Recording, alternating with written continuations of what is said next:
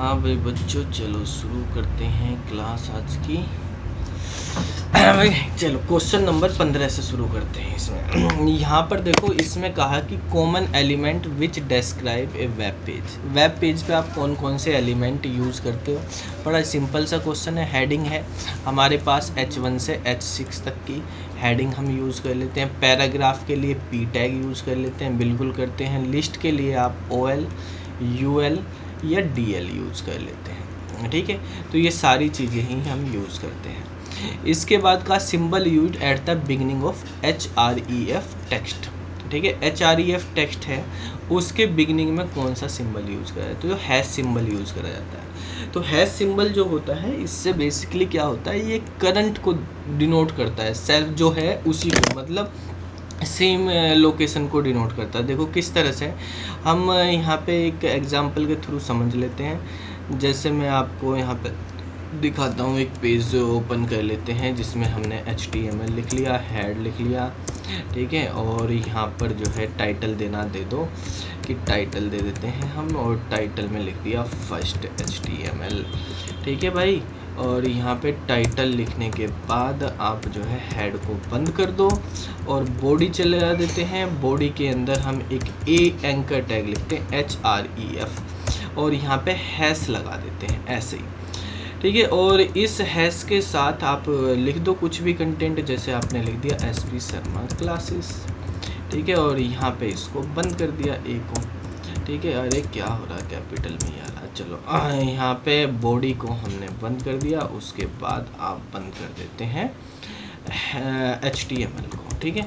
इसको सेव कर देते हैं। सेव कर दिया, जैसे हमने मान लिया first.html के नाम से इसको सेव कर देते हैं, ठीक है। ओपन करते हैं फाइल को, जैसे हमारे पास ये first.html फाइल ओपन कर लेते हैं, ठीक है। तो ओपन करने पे हमारे पास जो है जो लिंक होगा वो हम यहाँ पे देखेंगे। एंकर टैग से हमने एक लिंक क्रिएट करा है, ठीक है। बॉडी के अंदर एक एंकर टैग लगाया है और उसके थ्रू टाइटल की स्पेलिंग गलत हो गई है, तो ये टाइटल में चला गया होगा सब। देखो यहाँ पे सारा कोड ये टाइटल में चला गया। अगर टाइटल को बंद नहीं करते तो सब कोड टाइटल में चला जाता है, ठीक है। तो टाइटल हमने ये कर दिया। यहाँ पे SP शर्मा क्लासेस ये लिखा गया, इस पर क्लिक कर रहे तो आप देखो यहीं पे first.html पे आ रहे, कहीं और नहीं जा रहे।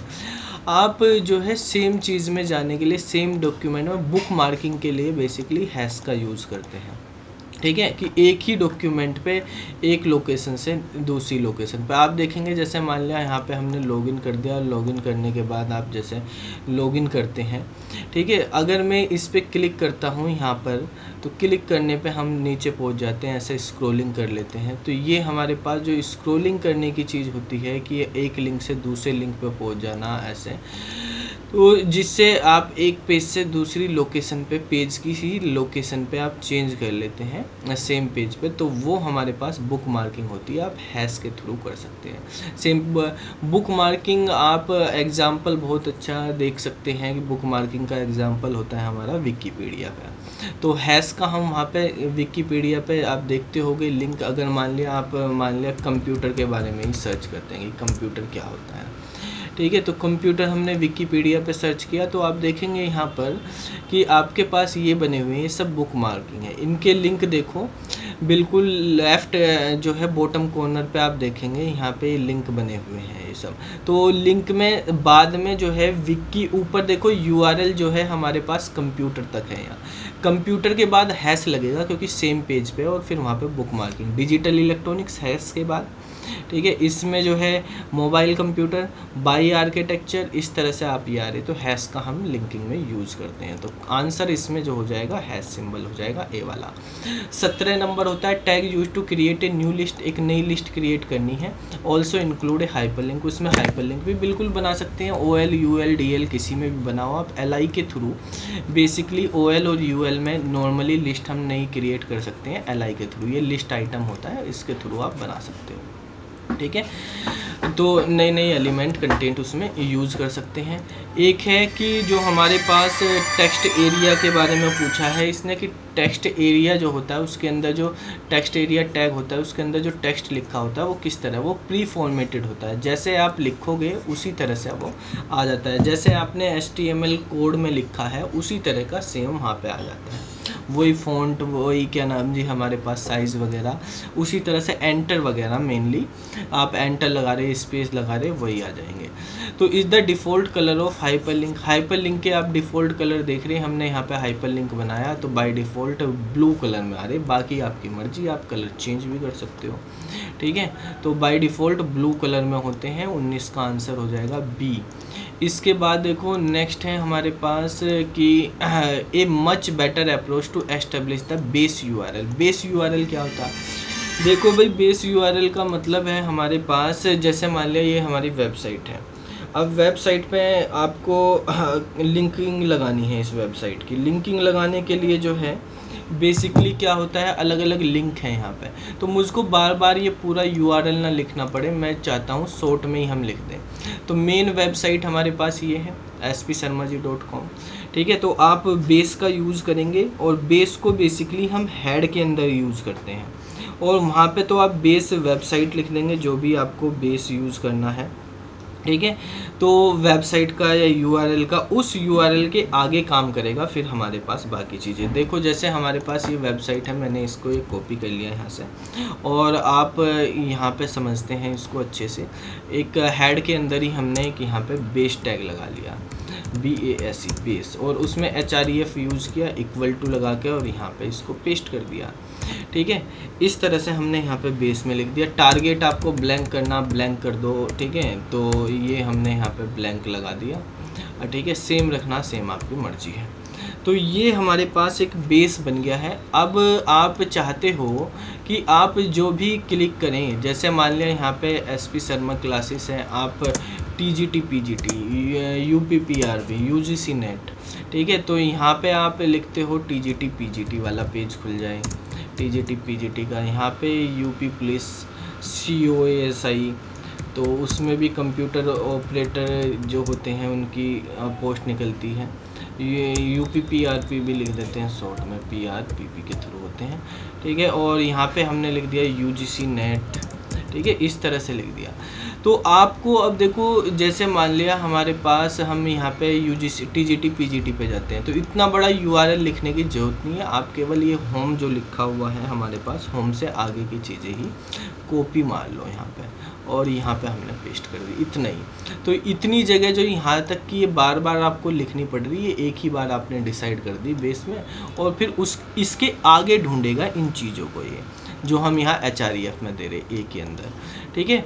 ऐसे ही आपने UPPRPB पे गए, यहाँ पे होम के अंदर UPPRPB लिखा हुआ, तो ये हमने यहाँ पे लिख दिया, ठीक है। आप UGC नेट वाले पे गए तो यहाँ पे UGC नेट वाले को हमने यहाँ पे सेलेक्ट करा, तो यहाँ से आपने इस वाले को कर दिया, इसको हमने यहाँ पे सेव कर दिया, और सेव करके आप यहाँ पे रिफ्रेश कर दो इसको, ठीक है। एक ही उस पर कर दिया, कोई बात नहीं। देखो इस पर क्लिक करेंगे तो डायरेक्टली आपका TGT PGT वाला पेज ओपन हो जाएगा, ठीक है। इसी तरह से यहाँ पे क्लिक करेंगे तो UPPRPB वाला पेज ओपन हो गया, ये वाला पेज, ये वाला पेज था ये जो है हमारे पास TGT PGT का पेज। यहाँ पे रिफ्रेश कर देते हैं, थोड़ा लोड होने में, अरे हो जाए लोड भाई, ये हो गया, ठीक है। और ये है हमारे पास UGC नेट का, तो UGC नेट का ओपन हो गया, ठीक है। तो इस तरह से हमारे पास बेस का यूज़ करा जाता है। तो बेस काफ़ी यूज़फुल होता है आपके पास, ठीक है। आप बेस एलिमेंट बना के वहाँ पे कर सकते हो।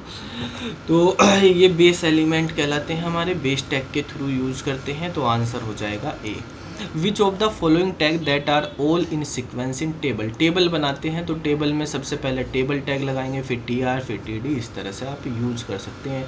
बाकी और टैग कैप्शन हम यूज़ कर सकते हैं टेबल के अंदर, टेबल के अंदर जो है आप TH यूज़ कर सकते हैं। मेनली जो इनमें दिए हुए उनका सिक्वेंस हमारे पास ये है। Border frame, cell spacing, cell padding, align, ये किस चीज़ के एट्रीब्यूट है? तो border frame, cell spacing, cell padding से ही पता चल जाएगा, ये तो केवल टेबल में होते हैं सेल स्पेसिंग, सेल पैडिंग। तो टेबल के एट्रीब्यूट हैं ये, तो टेबल वाला आंसर जो है हमारे पास सी है, ये आंसर हो जाएगा।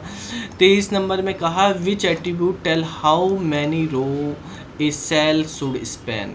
ठीक है, कि आपको देखो जब हम स्पैनिंग करते हैं तो रो के अकॉर्डिंग या कॉलम के अकॉर्डिंग कर सकते हैं। तो कॉल स्पैन कॉलम के लिए होता है, रो स्पैन रो के लिए होता है। ठीक है, तो कितनी रो का या कितनी कॉलम का करना तो इसमें कर सकते हैं। यहाँ पे रो की बात करी गई है तो रो स्पैन जो है बी वाले में दिया हुआ है, तो इसका आंसर बी हो जाएगा।